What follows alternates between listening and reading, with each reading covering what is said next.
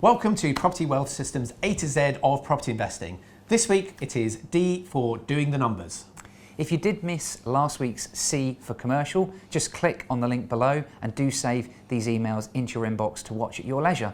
I'm Nick. And I'm Rick. And we've been running the numbers and investing in properties for over 10 years. In this video we're going to be talking about D, doing the numbers, and why it's so important to get this part right. You have two roles as a property investor: find the deals and find the money. Remember, a deal is only a deal when the numbers work. So it's really important not to manipulate the formulas or try and change something or massage the numbers to try and make a deal work. It either does or it doesn't, and your numbers tell you this. And consistency when it comes to numbers is absolutely key.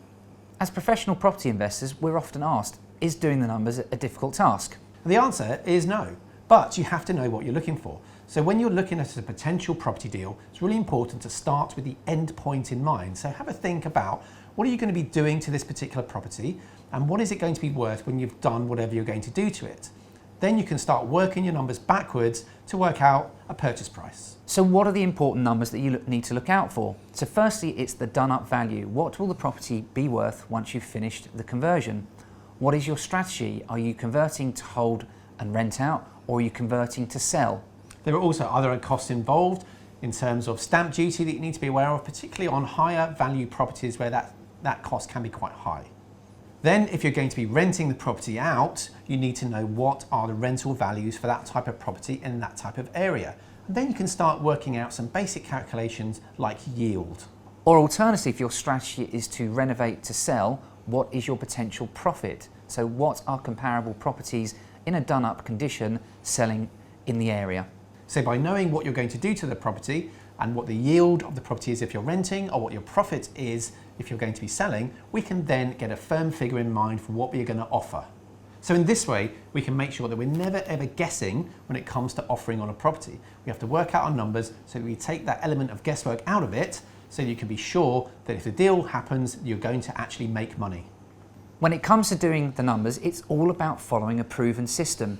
It's doing it again and again so that this becomes second nature. And as you go into bigger deals, the formulas don't actually change all that much. The basic principles are the same. There are more costs and other fees to put into deals as you go bigger, but the formulas remain the same. Once you understand the numbers properly and you've got the system down pat, it means you can actually start scaling up, because as the numbers get bigger, the deals get bigger, the formulas actually remain the same. Doing the numbers at point of purchase or sale is obviously really important and a key part of what we're talking about. However, there are other numbers and metrics that we can be monitoring. So we can be looking at things like return on investment or return on capital employed, or very simply, profit in the bank. As your property experience and your portfolio grows, so will the complexity of the numbers. So it's really vital that you have a good overview of what's happening in your business.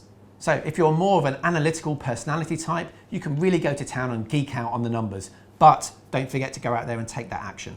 If you're more of a driver personality, don't forget to do the numbers. So that's all for now. I hope you've enjoyed a brief insight into D for doing the numbers. Join us next time for E, which is ethical investing. We'd love to see you on one of our Kickstart webinars, so if you haven't had the chance to view one yet, click the link below and you can register here. Make sure you do download our ebook on doing the numbers and also join our Facebook community. This is where you can connect and network with other like-minded people. We look forward to welcoming you next time for E, ethical investing.